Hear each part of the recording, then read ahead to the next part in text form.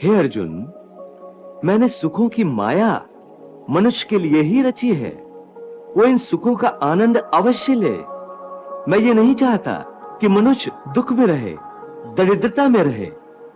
मैंने आनंद की रचना ही इसीलिए की है कि समस्त प्राणी जीवन में आनंद से रहें।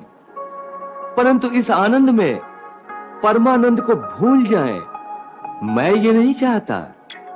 इसलिए यदि कोई मनुष्य इस परमानंद को पाना चाहता है, अर्थात ध्यान योग द्वारा मुझ परमात्मा में लीन होना चाहता है, तो उसके लिए आवश्यक है कि वो इस माया में उलझा न रहे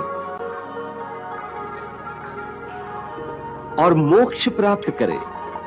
अन्यथा जन्म जन्मांतर के चक्रव्यूह में ऐसा फंस जाएगा कि निकल ही नहीं सकेगा।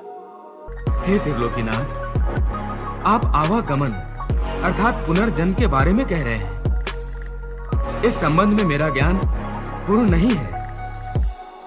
यदि आप पुनर्जन्म की व्याख्या करें तो कृपा होगी।